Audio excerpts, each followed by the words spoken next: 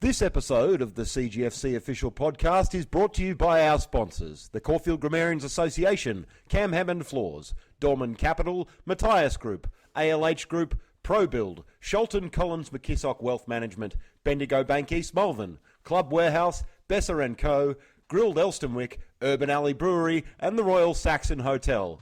Hello, Fielders fans, and welcome to another episode of the CGFC podcast, the official podcast of the Caulfield Grammarians Football Club, brought to you by our wonderful sponsors, our partner for the 2020 season, Caulfield Grammar School, the Caulfield Grammarians Association, Hammond Floors, Dorman Capital, Matias Group, ALH Group, ProBuild, Scholten Collins McKissock Wealth Management, Bendigo Bank East Malvern, Club Warehouse, Besser & Co., Grilled Elsternwick, Urban Alley Brewery, and the Royal Saxon Hotel. My name is Tommy Flanagan, and I'm joined tonight, as always, by CGFC superstar Charlie Logan and CGFC Reserves coach and Victorian cricket run machine Seb Gotch. Fellas, we've got plenty to talk about tonight and a couple of huge guests on the show. How are we? Flanagan, very well. Thank you, mate. And hello to all our listeners for our second episode. Great to have you back. Here with Sebby, we're in the same room, but we are 1.5 metres apart. We're respecting the social distancing, but Sebby's been staying at my place a bit, so that's why we're here together. But, mate, so pumped for our guests. We've gone up a level last week. We thought we had some big guests last week, Seb, but we're coming out strong. We've got Brendon Goddard on the show. Goddard!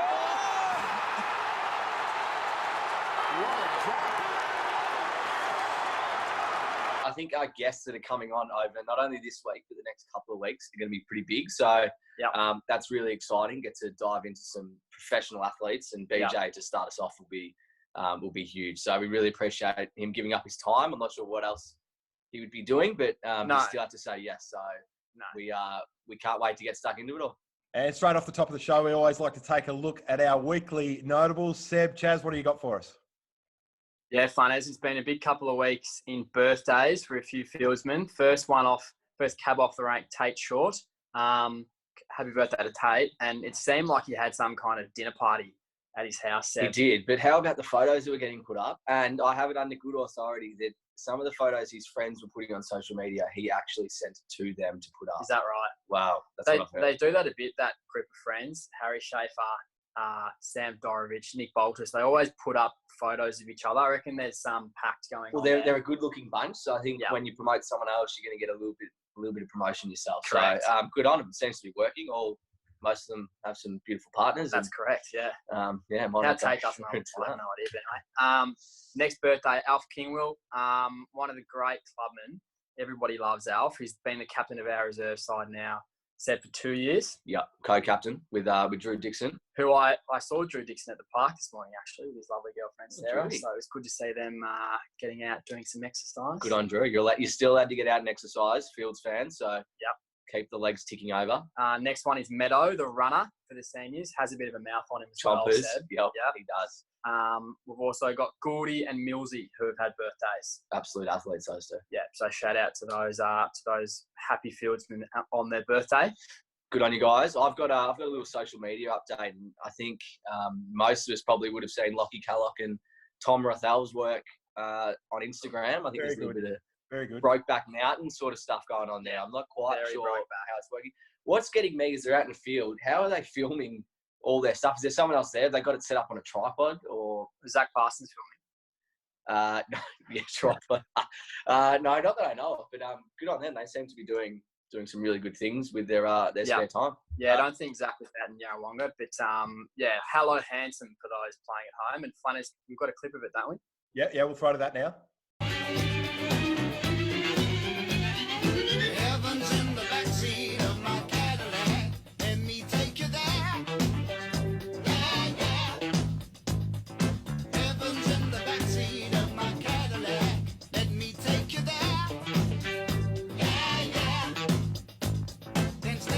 Yep, some classic material there from the boys out on the farm. I think Lockie Kellogg's found himself out on the farm. He may never come back. Apparently so. According to his Instagram and the messages that we've been receiving privately. Correct. He's done some soul searching, and he has in fact found a soul. Yeah, well, shout out to Lockie and TJ with some great material getting us through these times. And Flanas, you've got an update with a terrific women's video that was doing the rounds this week. Yeah, the CGFCW team wanted to stay connected, and they came up with an idea to do like a Keep You Uppies challenge where pretty much the whole women's team got involved on the women's Facebook group, and they all put their hand up and said, want to get involved in this. Chelsea Fisher organised the video and cut it all together. And you can see that on the CGFC official Facebook and Instagram pages. We might throw to that right now. Yo, I told you, you can't touch this. Why you standing there, man? You can't touch this. Yo, sound the bell. School is in, sucker. You can't touch this. Give me a song or rhythm, making them sweat. That's what I'm giving them now. They know. You talk about the hammer, you're talking about a show that's hyped and tight. Singles are sweating so fast, them a whiteboard tape. To learn. What a great video that is. Yes. What a great initiative. You know who I'm happy wasn't on there with the handballing going on from side to side? Who's that? Damien Hay. I'm not quite sure he would have got the memo of how to handball to the left or to the right, but all in all, terrific video, and the girls were fantastic. And even you, Flanas, I thought you were brilliant in that. Thanks, mate. I've worked hard on that. Many takes on that, Flanas? Were you fumbling around or clean hands straight up? No, I'm first take operator. And I was using an orange. It was just an orange. It wasn't a full-size footy, so don't want to stuff that up. Right. Orange, you're glad you're in the video. So Yeah. Orange. And Sebi, it was also terrific to see Merrymaker, Tim Cox's catering company, putting out some home delivery stuff throughout the week as well. So I'm pretty sure that's still going. Well, just check, because I know that there was a delivery to Tonkin's house, so they might have That could run out have of food. exhausted all of the food if it's sent out that way. But no, great to see Coxie being creative in this time, and shout out to him because he's been providing food for the seniors team on a Thursday night for a couple of years now. So he's part of our community. So great work there, Coxie. And besides that, Seba, that could be all the plugs we've got this week, I think. I don't think we have any other plugs that I'm aware. Wait, hang on a minute. No, the Centenary Lager, the beautiful drop that has been sent around over the past couple of weeks, looks good, tastes even better, and you have 12 of these and you forget that COVID's even around. So, yeah, mate. I might be remembering it. Delicious little drop. So to all our fans, make sure you buy a slab, get on the website and have a look and enjoy. Cheers. This episode of the CGFC official podcast is brought to you by our sponsors, the Caulfield Grammarians Association, Hammond Floors, Dorman Capital, Matias Group, ALH Group, ProBuild, Scholten Collins McKissock Wealth Management, Bendigo Bank East Malvern, Club Warehouse, Besser & Co., Grilled Elsternwick, Urban Alley Brewery, and the Royal Saxon Hotel. Enjoy the rest of the program, Fields fans.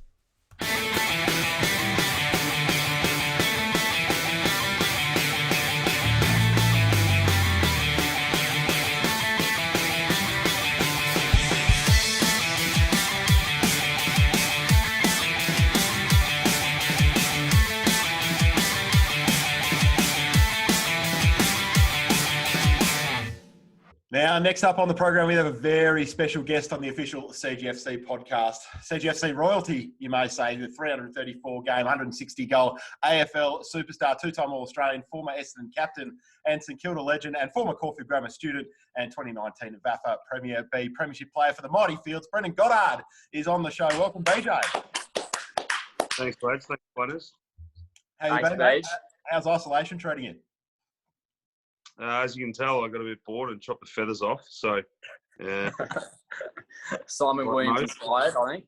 Yeah, Punchy Williams inspired. No, but it's it's been good in a sense that I get to spend a lot of time with the family, but that's kind of been the downfall of it too, because we're losing our sanity trying to entertain two kids under 4. So, we've run out of things to do. They're bored, they're going insane, as well as my wife and I. So, there's a lot of positives out of it, but also some negatives, as you can imagine. Yeah. You do get to chat to us here on the CGFC official podcast, which hopefully the fun distraction for a night. That's a dream come true for you, isn't it? Yeah, well, I had to change my busy schedule just to fit you guys in. Yeah. So terrific. We're actually surprised you had some time. We heard that you were down with Sam Newman protesting against the closing of golf courses. Is that true? I did offer Sam support, only from afar though. I'm not as eccentric as he is, but as much as he's adding a bit of humour to it, he's dead serious, Samuel, about this topic about allowing golf to play. So he's just going about it in a typical Sam fashion. Oh, yeah. Yes, isn't he? Yeah. You want to go? Oh, I What thought are you Flanas was up to. Well, we've been doing absolutely nothing, but it's been a good opportunity to get the podcast rolling. And Charlie and I were talking probably 2 weeks ago on how we can get some involvement and get people interested. And the first name we came up with, big sort of name, big Caulfield name was Goddard. And I'm sure it was C. Judd. Was it C. Judd? Well, Judd, obviously Judd was first, but no one had his number. It was kind of Judd, Shield, Zeeble, and then Sinclair, and we couldn't get those, but the top 5 is pretty good. I reckon. And we found it. We didn't actually bring this up, but on, I think it was Thursday night, we had you booked in at 8:45 to be on the show. Yeah. And Flanas just disappeared. We didn't hear from him for about 5 hours, and we actually haven't cleared this up. We told Brendon that it was technical issues, but Flanas, do you want to let us know what was going on Thursday night? So, all right. So earlier in the day, Seb had said that we're going to interview Brendon tonight at 6, 7, 8 o'clock. That was probably at about midday. And then I didn't hear anything for the rest of the day. There was no real confirmation. So about 6:30, I had a bit of a lay down and shut my eyes, and they stayed shut. And then Seb was calling me saying, Flanas, we're interviewing BJ in about 10 minutes. He's going to be on. He's ready to go. And I wasn't responding because I was fast asleep. Eventually got up and saw that How old are you, mate? Are you 80? Do you go to bed? What are you doing? It's an afternoon nap, mate. It's just once in a while you're in the mood for one of those. That's bizarre. It was bizarre behaviour from you, Flan. But thanks, BJ, for being so adaptable and being able to go. Oh, that's right. A couple of days later, it means a lot. Mate, first question. We'll hit you with the hard questions here. We don't muck around on the podcast. I want to take you to the 2010 grand final. 2010. You've just taken the world's biggest hanger, and then you've gone back and slotted the goal. I think fun is you're going to put the footage up at some point for us to look through. Surely at that point, when you've taken that mark, you've gone back, you've slotted it, you think, okay, we're going to win this. What were you thinking when that ball sailed through at that point? No, I wasn't. Fair enough. Yeah. As you know, the clock is it counts up, not down. So it was about the 21, 22 minute mark for memory. So I knew that there was still. I said in my head, I remember saying, well, after the emotion of kicking the goal and getting in front, but going back to the middle and looking up, thinking we've still got 5 or 6 minutes. And I verbally said to a few of the boys in there that I could speak to, I said, we've got to keep playing footy because there's still a bit left, because I could see and you could feel it and sense the emotion in the crowd that maybe they thought this is it. And it was the first time we'd been in front all day. And then, so a few of us reminded each other, just keep playing footy because there was a bit of time left. And then, funny enough, years go by and months go by, and then a few of the guys actually admitted at that point we thought we'd won the grand final. So, and it's probably not a good headspace to be in when there's still 5 minutes of footy to be played. So, it was hard not to get caught up in the emotion of it, and the feeling around the crowd, as I said, you'd feel they probably, a lot of the crowd and supporters felt that it was it. So, no, I knew there was a bit of time left. So, hence why I still had a kind of steely, serious look on my face, which I do generally most of the time. But I knew that there was still a bit of time left. With things like that, I know in big games and just even local footy, the first couple of minutes is so nerve-wracking. The way you move the ball, your skills are a little bit off. I can imagine it's just at a whole different level on a grand final. But is there any stage of the game where you feel like you're comfortable within the environment, you sort of settled into it, you can start playing your own brand of footy? And was there anything that you did to try and get to that mode quicker than other people? There was a moment in the game in the first few minutes where I vividly remember, and at the time I vividly remember thinking I rushed myself too much because I actually thought I was under more pressure than what I was. And I missed this kick inside 50 to Rui, and it was a horrible kick, kicked it over his head by a couple of metres. But I remember saying, because of the crowd, they were still excited about the start of the match, but I thought I was under more pressure than I was because of the noise from the crowd mainly. Because, when you're that horrible feeling when you think you're out in space and the crowd starts screaming because there's someone chasing you. I got that sense of feeling. And then I saw the footage at quarter time, but I sensed at the moment I then kicked it and looked around. I thought I had more time, but then I looked at the footage at quarter time because I remember that moment, and then I saw that I had more time, and that was kind of a watershed moment to think, no, let's not kind of rush things, just play instinctive footy, and a few little thoughts like that because I got caught up in the moment and the noise from the crowd, to be honest. Yeah, we don't want to go over too many old wounds, but I got one more for you from that game. But they've all been opened up of late because there's been no footy on. So yeah, right. Well, let's just get deep. Grand finals and yeah. The Cats game in round 14, I think it was, in 2010 has been replayed 10 times. And yeah, we may as well. We've got nothing else to do. I remember an interview with you after the game, after it was like the siren had gone and you'd drawn, and you were kind of already in the mode of, like I had holiday plans or something, but that's out the window. Like I'm just focused on next week. What was that week like? And it would have been so bizarre. And did you feel like going into that next game that it was just, starting at 0-0, or how did you feel going into that game? Obviously, you get the result you wanted.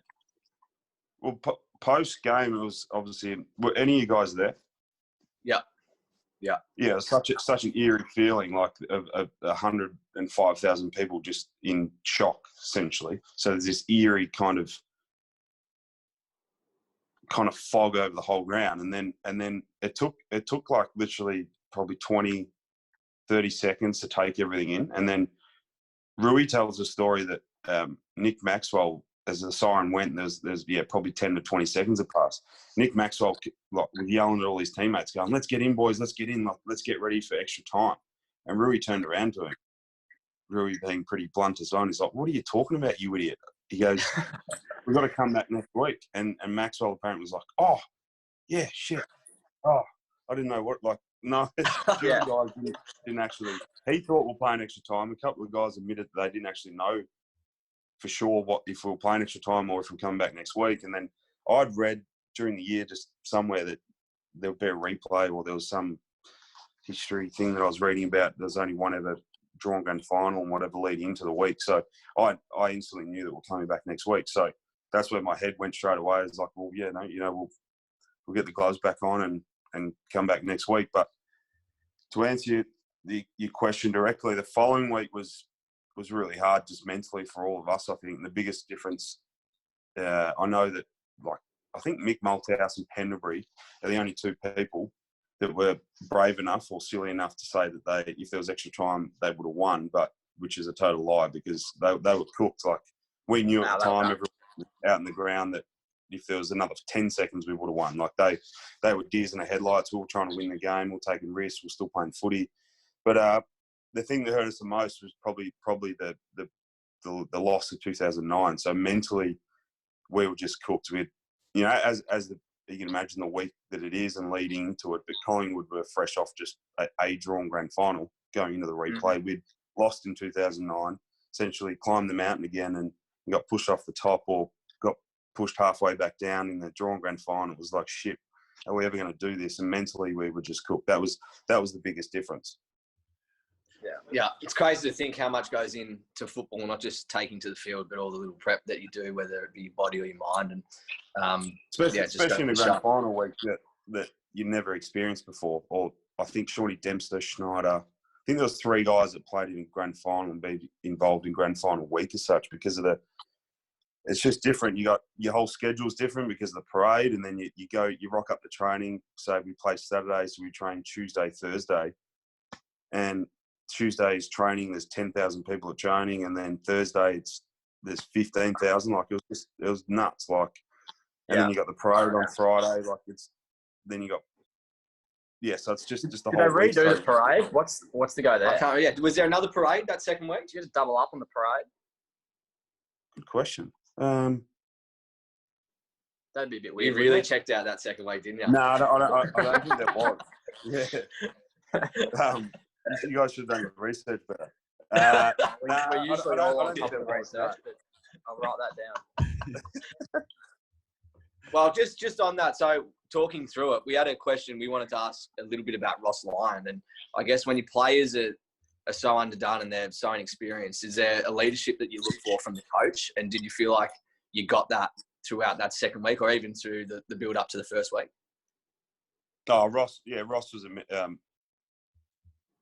definitely driving the bus. Like he was a guy that had a great understanding of the group, sensed tones of the group and the mood of individuals and the whole group in general, and would do things accordingly during that week or from week to week. So he, I'm never sure. I don't think we've all chatted to him directly about what he felt that following week, but I think we all felt that we were mentally shot after that, and then early in the week, because I think we trained physically, mentally, we were cooked, obviously, because that game was obviously a brutal one. But we trained lightly earlier that week just because of the physical toll. But I think also Ross picked up that mentally we were probably more shot than anything. So it was all based around recovery physically, but I think more so mental recovery he picked up on that was most important, which in the end we couldn't quite get ourselves up for it. But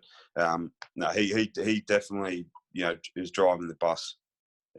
He's that kind of coach. He's a bit of a control freak. He's got better as he's got older, admittingly.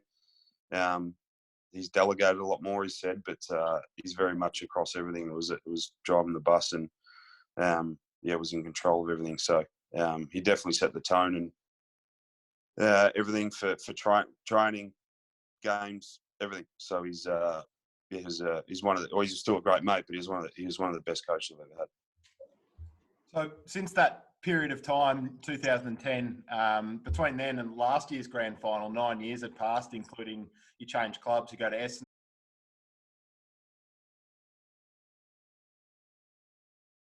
I'll just ask that question again. All right. So when 9 years later. Yeah. So when you're at St Kilda, your team made 3 grand finals in 2 years, but weren't able to hold up the cup.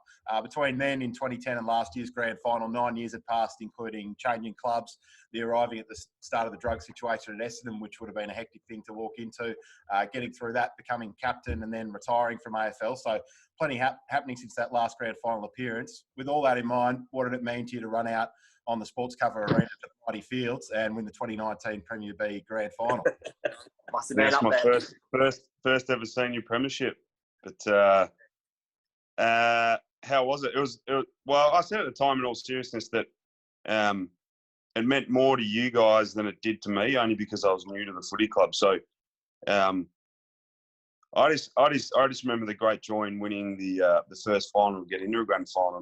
Mainly the older guys, which I've never experienced that before. And the first finals for the club and the grand final, that's the first time I've experienced that kind of culture. But it was quite a unique circumstance. So just to see, Pete in particular and all the older guys around the club be so happy, for you guys and for us, but just also for the club. And obviously it's been a long time since you guys have been up in A grade, and I guess the failings that you've had in grand finals and all that kind of thing. So one to get there was one thing. And I don't know, it was weird. And I don't know, help me out here, Chaz, but obviously you were injured, but it kind of took that excitement kind of took a little bit of sheen off the grand final win. Did it? Do you know what I mean? Yeah, With just everyone being so happy the week before, and it was just like, yeah. That's why I'm saying it's kind of weird for me to experience that.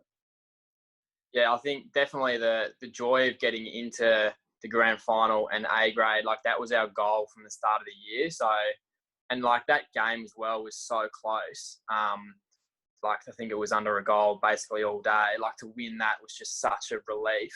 And then obviously we showed that when we got into the granny, we could just play with so much freedom.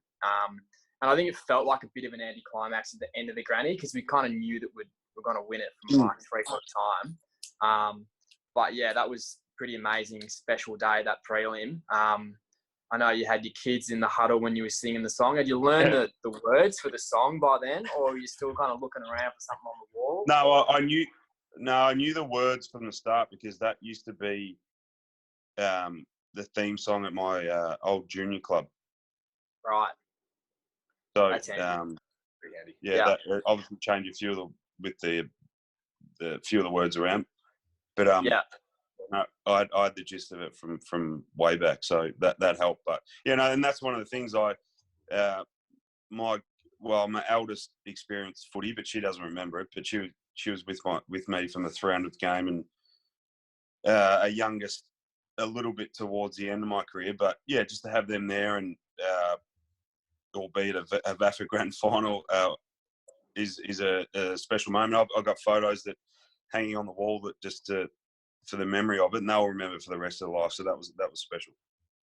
And you coming back and playing at VAFA level, obviously you're playing with amateur level athletes.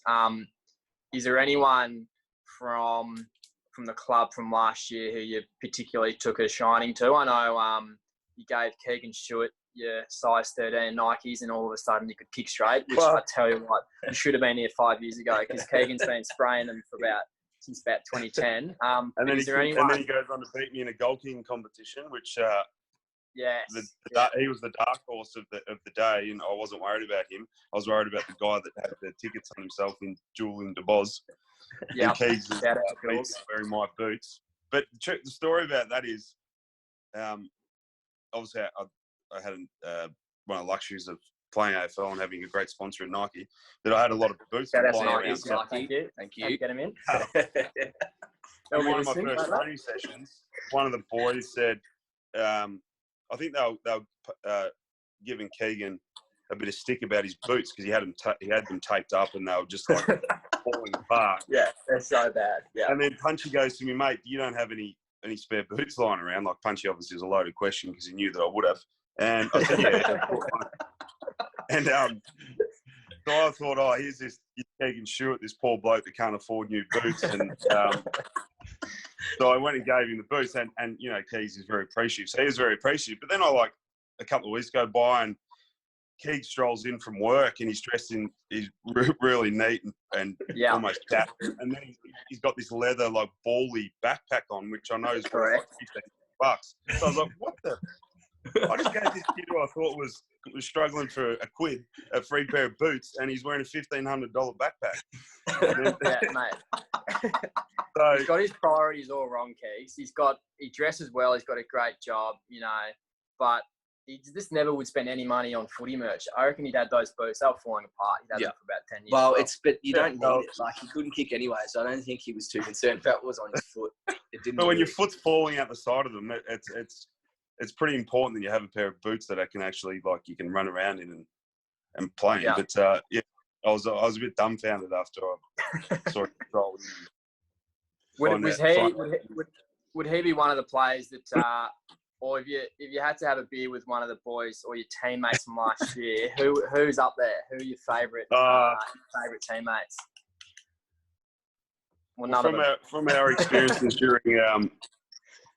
during Mad Monday and our celebrations, the great man Oz is pretty humorous.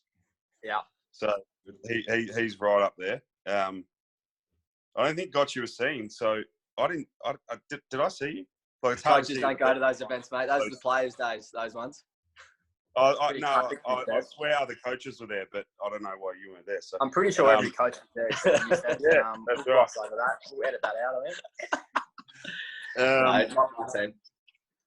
Yeah, so Oz is one that stood out for me. And there's a couple of other boys that obviously were cooked yabbies, and they had done themselves for 3 days. But who else? Oh, the big DeBoz he was always he's always good fun to be around, but in particular that day. But it's fair to say we all had a crack. Yeah. Is Jules someone that, obviously, we didn't get to see much of him before he started playing this year, and just to see how good he is he someone that you think could play at a high level, or, how far could he go? Because he's a seriously good player. Yeah, he is. I think he could in an environment where, at AFL level, where it is 24/7. I think he's got the application. Although he's an oddball, but he'll do it in his own way. And that if you're surrounded by people that could, because he's a great athlete, and that's generally what makes him great at VAFA level as well. So, but at AFL level, you need to add a few more tricks, particularly being a forward. So I think he's got the ability to learn those if you had the people around him that are able to teach him. So because he's got all the attributes, and he's an instinctive player. Respectfully, I wouldn't say he's a smart player, but plays instinctive. He's a really good athlete. And I think he's got a willingness to learn as well. So he's won, but Lockie Stevens has obviously won. So and he's now getting an opportunity at VFL level. And footy resumes, which is great to see. Tate's obviously been involved VFL level for quite some time, but Lockie in particular, apparently I blow piss in my own pocket. I had a bit to say. Apparently, Gene Syracuse heard me talk about Lockie on RSN one morning, and I had a couple of phone calls too from the Frankston coach at the time, asking questions about him. But he was one that did stand out, particularly being a part-time footballer. There's a lot more improvement out of Lockie. Yeah, he's a star lock. That's what we like to see, Beach, coming down and plugging our young players. That's always important. That's what we were thinking, get him down. We know you got some big pulls through media, radio, even TV, and we thought if we can get him seeing young players, you being the guy you are, you're going to go out there and promote it, and that's what's happened. But I think being so fresh out of footy, and now you're not going to be playing again, is there any aspect that makes you want to go down the coaching path, or is that something that just doesn't pursue at all? No, it's actually like the thought of actually doing it. I love, and I enjoy teaching and helping guys out and learn. But it's more of a lifestyle choice. So even last year, like I loved my year at VAFA, and I planned on playing again, but I didn't. I still underestimated how kind of hard it would be. More so on the family, having 2 young kids, being out of the house 2 nights a week. And then Saturdays, my wife works Saturdays, having my mum organise the kids to be looked after all Saturday. Like it was logistically a bit tougher than I thought it would be, because taking a step back from AFL levels, obviously a big step because it's so intense at AFL level. But that was probably the bit that held me back.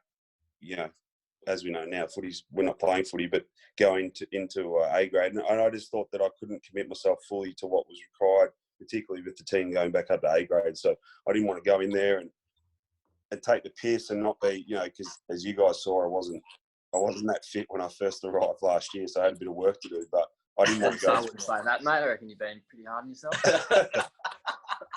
So I didn't want to go through that. I couldn't fully commit what was required to get to a level at A grade. So, but yeah, coaching, it's just more of a lifestyle, whether it be at VAFA or amateur footy or even AFL, which is, that's more time consuming than actually playing. So it's more of a lifestyle choice for me and my family rather than anything, because I'd love it. I know I'd love it, and I'd enjoy it. Well, I'm looking for an assistant in the 2, so if you got any interest, mate, just give me a call. I'm sure we can. 8-week season, I might be able to make that work.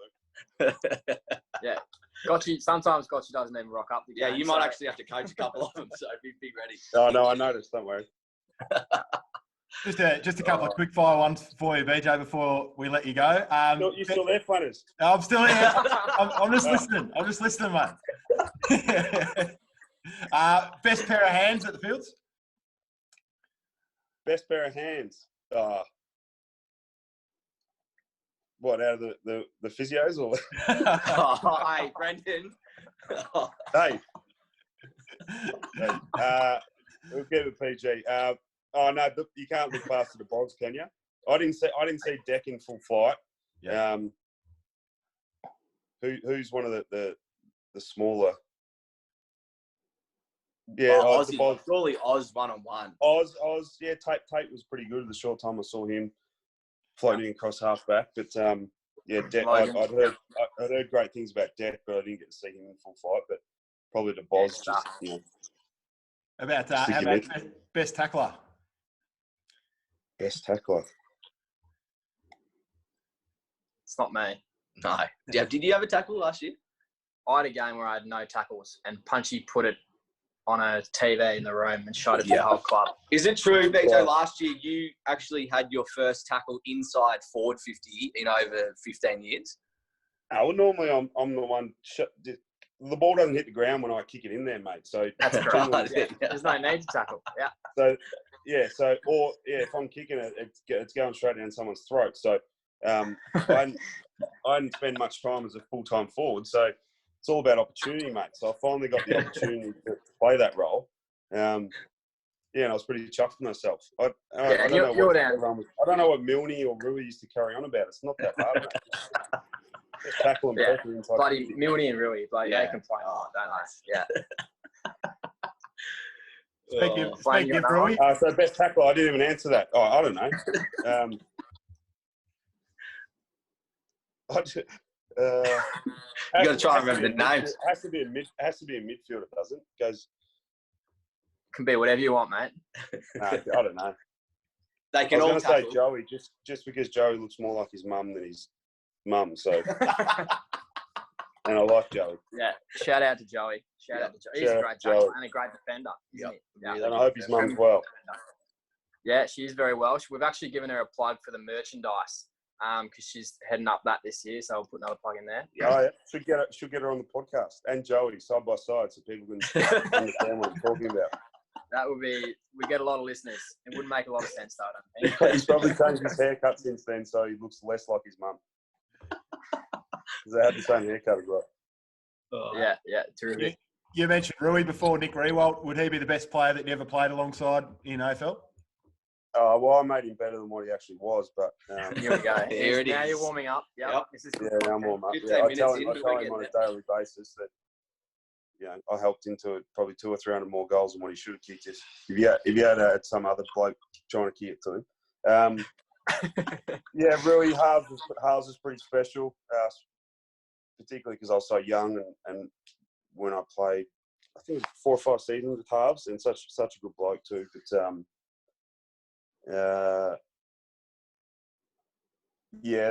those two in particular, guys that had. What about against? Hey.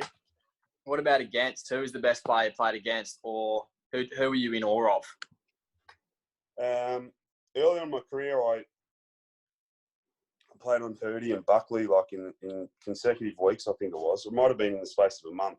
And that was just more of a learning curve. So I was in awe of those two individuals. They gave me a bath too, but it was at the time where we could actually run the risk of getting beaten just so a couple of us could learn some invaluable lessons as youngsters. But those two, Brisbane in the heyday was like next level. Like, never been so intimidated on the footy field before. And I've got a sledging story. So it was my first ever time I went up to Brisbane and played Brisbane, and I was drafted it was in my first year, so it was 2003. So they were obviously in the they're in the midst of their three-peat, like flying. And I managed to start on the field this day because back then, as you blokes probably don't know, because you're so young, that if you didn't start on the field, you're probably unlikely to get on within the first 10, 15 minutes. You might be lucky to get on the first quarter at all. So there's a couple of games there where... Don't worry, BJ, I'm across that. Right. That's because you're fitness, mate, not because you're... Yeah, we'll put it down to that. Yep. So I started on the field this particular day, and I was chuffed. So I was like, at least I've got, at least 5-10 minutes in me before they probably drag me. But I stood on the wing, and just before the first bounce, I look over and Martin Pike walked up next to me. So and you can imagine Martin Pike, even at that day when I was a skinny, rangy kid, he looked like an orc. Like he's a troll. Like he'll be happy with that. And he turned around. I'm standing there. I'm soaking it all up, and I was like, "There's Michael Voss, and there's Nigel Lappin, and there's Big Brownie," and I hear this voice, and he goes, "What are you doing here?" And I turn around, look down the line, and I just ignored him. I kind of looked out the side of my eye, and he knew that I was trying to ignore him. He goes, "Yeah, I'm talking to you. What are you doing here?" And I ignored him again. He goes, "Shouldn't you be in the fucking classroom or something?" And I was like, And I just literally, I didn't know what to say. I was like ignoring him. I was like, yeah, I should be, but I'm not, mate. I'm actually playing footy. So, and then Good response. Yep.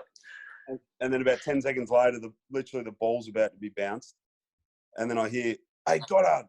And I look up in the middle of the square, and it's Michael Voss, and he goes, and I look at him, and I'm like, "Yes, Mr. Voss," and he's like, "Yeah, you, Goddard," and he goes, if he points at me, he like walks at me and he points at me, he goes, "If you come in here and touch the ball, I'll fucking kill you."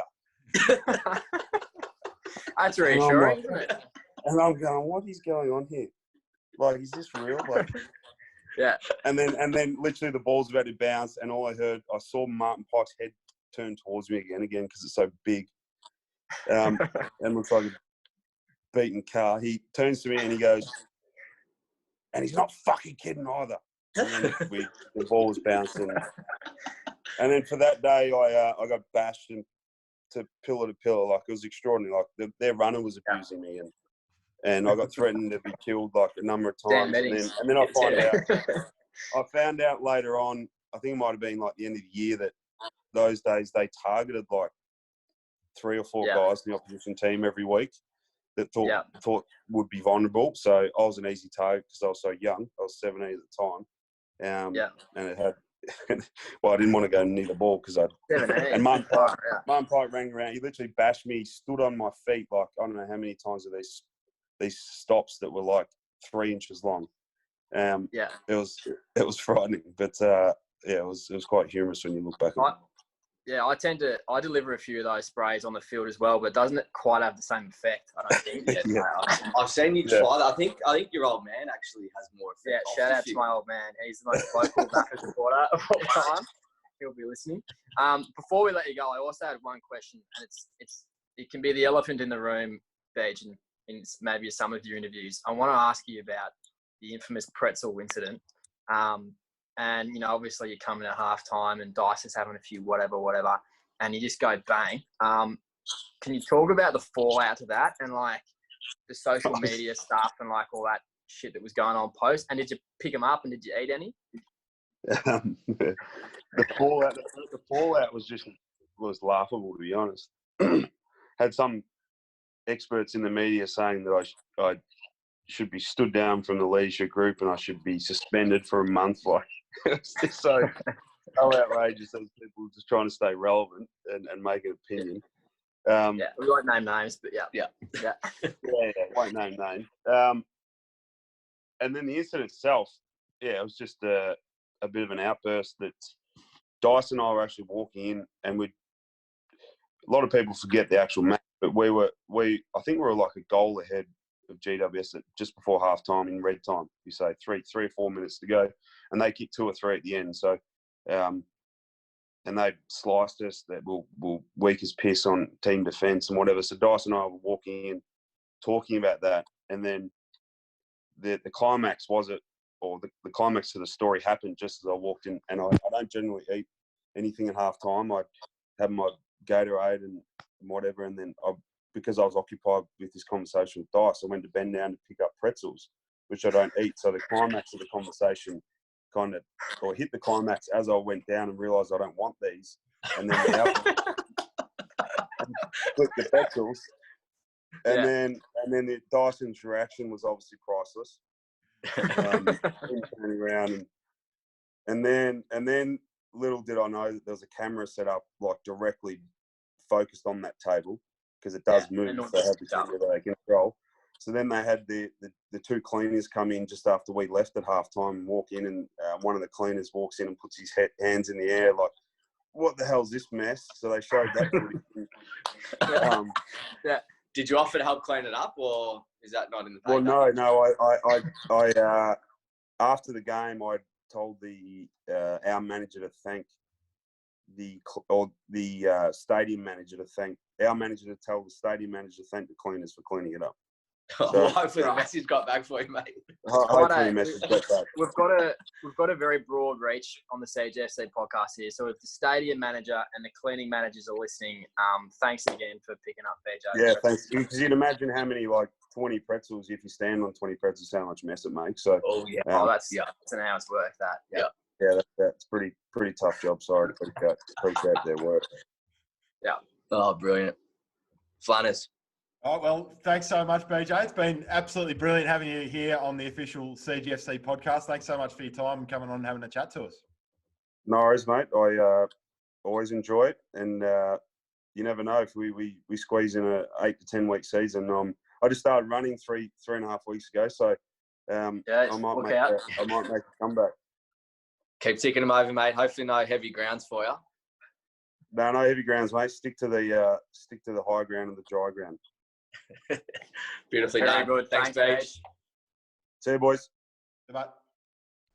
This episode of the CGFC official podcast is brought to you by our sponsors, the Caulfield Grammarians Association, Hammond Floors, Dorman Capital, Matias Group, ALH Group, ProBuild, Scholten Collins McKissock Wealth Management, Bendigo Bank East Malvern, Club Warehouse, Besser & Co., Grilled Elsternwick, Urban Alley Brewery, and the Royal Saxon Hotel. Enjoy the rest of the program, Fields fans.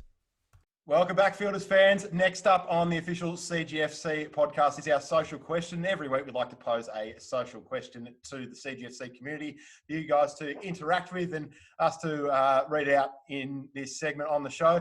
And this week's question was, Gotchy likened Fieldsman James Gray to former Port Adelaide and Hawthorn star Stuart Dew on last week's episode of the official CGFC podcast. Who else at CGFC resembles a current or past AFL player?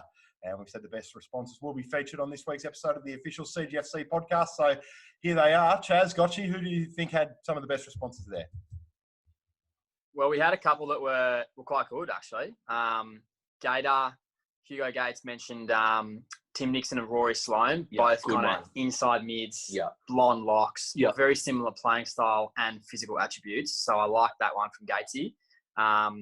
We had also Jacko Small compared to Jack Frost. That's a good one. Which is not a bad one. That's a really good one. Not only do they play the same, they look the same. Is that the question, or is it just look? I think it was both. Okay. Well, that's then in that case, that's a good entirety. one. Yeah. Punchy liking Jack Wallace to Dustin Martin. I think I mentioned Wally's Don't Argue on the pod 2 weeks ago. Yeah. So some get your own material. Yeah. That's probably not good enough from you. Yeah. And then Meadow mentioned Goddard and Goddard, which was not a lot of wit involved in that one, which is standard from Dan. Did he tag him in it as well? He did tag him in it. So he's looking for a little something back there. And I don't think he got a response from BJ, which is classic BJ as well. I know that, Flanas, you had one where there was sort of a change in code. There was. Jacob Dusha said, can it be cricketers? My favourite lookalike would have to be at Scott Pincus, and ex-Queensland and Brisbane Heat star Jason Flores. So that's... That's a good one. We also had Deck Riley comparing Jack Waldron to Sean Burgoyne, which is very, very similar type players. Yep. We also had Rissole comparing Deck to Brodie Grundy. Yep. That was a good one. Both Collingwood supporters, I guess. Deck's a Pies man. Damien Hay with a very witty one comparing myself to Glenn McGrath with the ankle injury, which is... we don't talk about that. Yeah, we try and avoid that. But thanks to Damien for re-injecting that one. Yeah, and it was good to see Jimmy Gray getting back to his two big-bodied mids. Yeah. A lot of people wouldn't love a comparison to Stewie Juba, I reckon, when he plays like that on the big stage. It's very Jimmer-esque. So shout out to Jimmo if he's listening. Did you have any of your own? Yeah, I had one. I had Keegan Stewart and Levi Casbolt. Just in terms of their ability to kick drop punts. And their career is really blossomed together. Like Keegan used to really struggle putting ball to shoot. Yeah. And so did Levi. Big Levi, but great hands. Great hands. But I think Levi's turned a corner with his goal kicking. He has. Well, Severio Rocker got down there and helped him out. So shout out to Severio. Severio, if you are watching, we have another big-bodied full forward that you can try and save or just increase his likeliness of kicking the ball straight. So you're more than welcome to come down once we get back out on the park. We might have to team up. Yeah. But that was my one. Sebi, have you got one? I went a little bit like the cricketing one. I actually went to the coaches and I've compared Punchy to Rocket Eade. Mm-hmm. Just a few little things you hear. Doesn't matter where you are on the ground. Get Greedy off! Yeah. Marcel! Yeah. Oh. He yells at Mars, doesn't he? Oh, did you say Mars? Did you say, what is he doing? Yeah.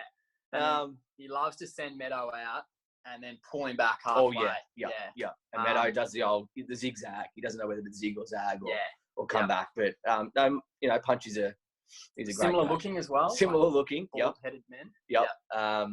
Pretty attractive, hard workers. Oh, God, yeah. No, that's definitely my go-to. Great one. Yeah. They're really good ones. Flanas, have you got one? Well, what about Flan? Why don't you compare yourself to a current AFL player? Yeah, good idea. Current. I don't know about current. I think they're a bit too fit for me, the whole current crop. But we go back past maybe. Giver? There's a right one. There's your Lance Whitnells. There's your Henry types. Relton Roberts. Yep. Yeah. Who was that bloke that played for Wanamiri? Austin Wanamiri. Yeah, bit of him.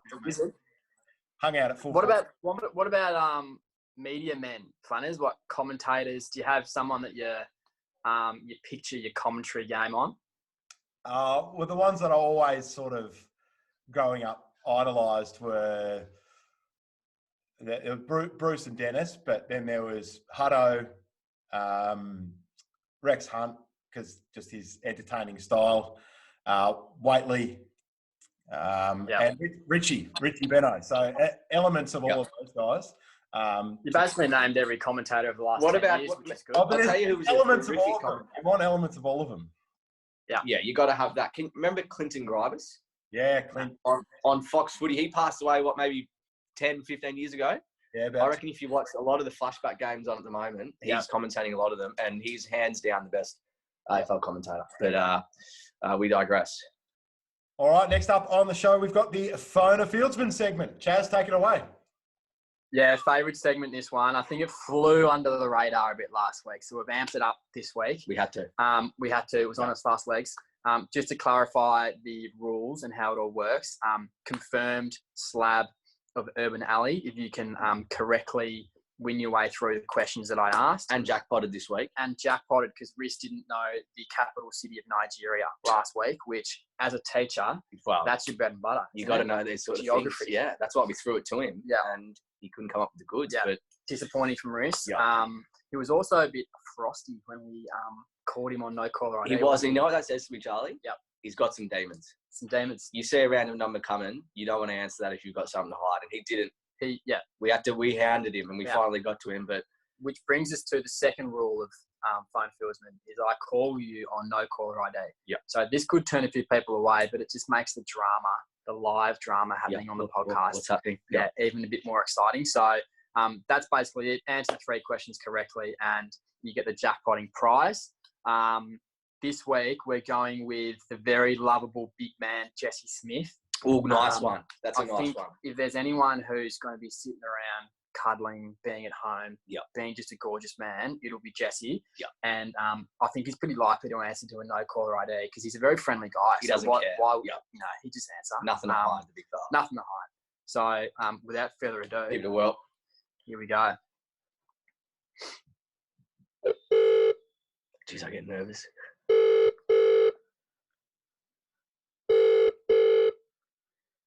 It's not looking good. This isn't looking good.